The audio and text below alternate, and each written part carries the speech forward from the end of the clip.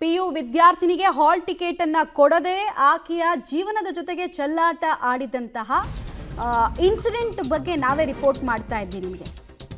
ಶುಲ್ಕ ಕಟ್ಟಿಲ್ಲ ಅಂತ ಬೈಕ್ ಅನ್ನು ಅಡಾಯಿಡಿಸಿಕೊಂಡು ಹಾಲ್ ಟಿಕೆಟ್ ಅನ್ನು ವಿತರಣೆ ಮಾಡಿರೋ ಡೀಟೇಲ್ಸ್ ಪಬ್ಲಿಕ್ ಟಿವಿ ವರದಿ ಬೆನ್ನಲ್ಲೇ ನೋಟಿಸ್ ಕೊಡೋದಕ್ಕೆ BO ಮುಂದಾಗಿದ್ದಾರೆ.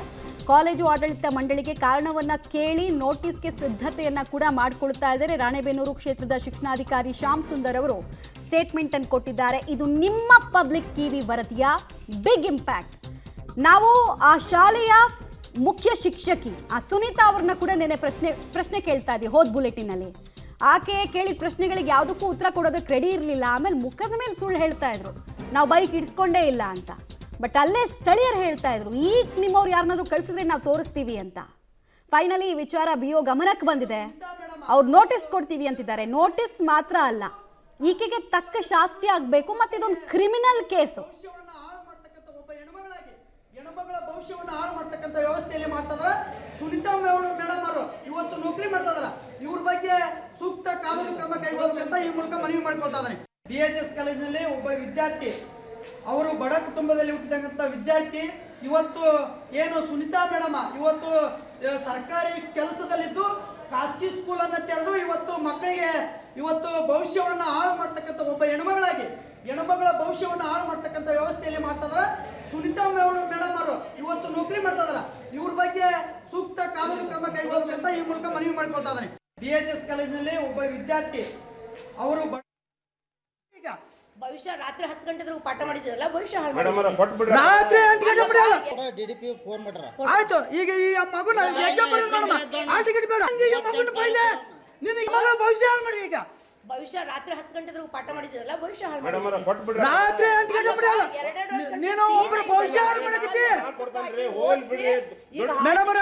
ನಾನು ನಿನ್ನೆ ಫೋನ್ ಮಾಡಿದಾಗ ಅಲ್ಲೇ ನಿನ್ನೆ ಫೋನ್ ಮಾಡಿದಾಗ ಏನ್ ಹೇಳಿದೆ, ನೀನು ಯಾರು DDP ಫೋನ್ ಮಾಡ್ರ ಆಯ್ತು. ಈಗ ಗಮನಿಸ್ತಾ ಇದ್ದೀರಾ ಸುನೀತಾ ಅವರ ದರ್ಪ ಹೆಂಗಿದೆ ಅಂತ.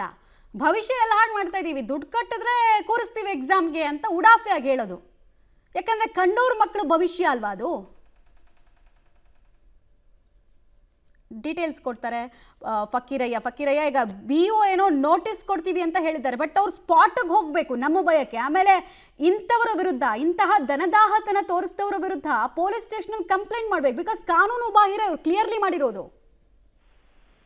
ಖಂಡಿತವಾಗ್ಲೂ ಮಮತಾ, PUC ವಿದ್ಯಾರ್ಥಿಗಳ ಭವಿಷ್ಯ ಅಂದ್ರೆ ಅದು ಒಂದನೇ ಮೆಟ್ಲು ಅಂತಾನೆ ಈಗ ಪರಿಭಾವಿಸ್ತಾರೆ. ಆದ್ರೆ ಆ ವಿದ್ಯಾರ್ಥಿ 2 ವರ್ಷ ಕಷ್ಟಪಟ್ಟು ಓದಿದಂತಹ ವಿದ್ಯಾರ್ಥಿನಿಗೆ ಹಾಲ್ ಟಿಕೆಟ್ ಕೊಡದೆ ಏನು ಕಾಲೇಜಿನ ಆಡಳಿತ ಮಂಡಳಿ ದರ್ಪವನ್ನ ತೋರುವಂತದ್ದು. ಅದರಲ್ಲೂ ಕೂಡ ಈಗ ಮತ್ತೊಂದು ಸತ್ಯ ಬೆಳಕಿಗೆ ಬಂದಿರುವಂತದ್ದು. ಸುನೀತಾ B ಅನ್ನೋರು ಸರ್ಕಾರಿ ಶಾಲೆಯ ಉನ್ನತೀಕರಿಸಿದ ಶಾಲೆಯ ಶಿಕ್ಷಕಿ ಅಂತ ಹೇಳಲಾಗ್ತಾ ಇದೆ. ಹೀಗಾಗಿ ಆ ರೈತರು ಮತ್ತೆ ಅವರ ಸ್ಥಳೀಯರು ಕೂಡ ಆಕ್ರೋಶವನ್ನು ಹೊರಗ್ತಾರೆ. ಅಂದ್ರೆ ಸರ್ಕಾರಿ ಸೇವೆಯಲ್ಲಿ ಕೆಲಸ ಮಾಡುವಂತಹ ಟೀಚರ್ ಇಲ್ಲಿ ಯಾಕೆ ಬಂದ್ರು, ಆದ್ರೆ ಆಡಳಿತ ಮಂಡಳಿಯನ್ನ ಇವ್ರು ಯಾರೋ ಬೇರೆ ಕುಟುಂಬ ಸದಸ್ಯರು ನಡೆಸಿದ್ರೆ ಅವ್ರು ಕೇಳ್ಬೇಕು. ಆದ್ರೆ ಈ ಟೀಚರ್ ಇಲ್ಲಿ ಯಾಕೆ ಬಂದು ಈ ರೀತಿಯಾದಂತಹ ಹಾಲ್ ಟಿಕೆಟ್ ಅನ್ನು ಹಿಡಿದು ದರ್ಪವನ್ನ ತೋರ್ತಾರೆ ಅನ್ನೋ ಮಾತನ್ನ ಕೇಳ್ತಿರುವಂತಹದ್ದು. ಅಲ್ಲದೆ ಮಧ್ಯಸ್ಥಿಕೆ ವಹಿಸಲು ಬಂದಂತಹ ಏನು ಸ್ಥಳೀಯರ ಬೈಕ್ ಅನ್ನೇ ಚಾವಿಯನ್ನ ಕಿತ್ಕೊಂಡು ಬೈಕ್ ಅನ್ನ ಕಾಲೇಜು ಆವರಣದಲ್ಲಿ ಒಳಗಡೆ ಇಟ್ಕೊಂಡು ದರ್ಪವನ್ನ ತೋರಿರುವಂತಹದ್ದು. ಅಂದ್ರೆ ಸರ್ಕಾರಿ ಶಾಲೆಯ ಶಿಕ್ಷಕಿಯಾಗಿ ಮಕ್ಕಳ ಭವಿಷ್ಯ ಮತ್ತು ಭವಿಷ್ಯವನ್ನ ರೂಪಿಸಬೇಕಾದಂತಹ ಶಿಕ್ಷಕಿ ಈ ರೀತಿಯಾದಂತಹ ನಡ್ಕೊಂಡಿದ್ದು ಬಹಳಷ್ಟು ಆಕ್ರೋಶಕ್ಕೆ ಕಾರಣವಾಗಿರುವಂತಹದ್ದು. ಅಂದ್ರೆ ಫೀಸ್ ಇರ್ಬೋದು, ಆದ್ರೆ ಈಗ ಪರೀಕ್ಷೆಗೆ ಕುಂದಿರಿಸಿ ಒಂದು ಲೆಟರ್ನ ಬರ್ಸ್ಕೊಂಡು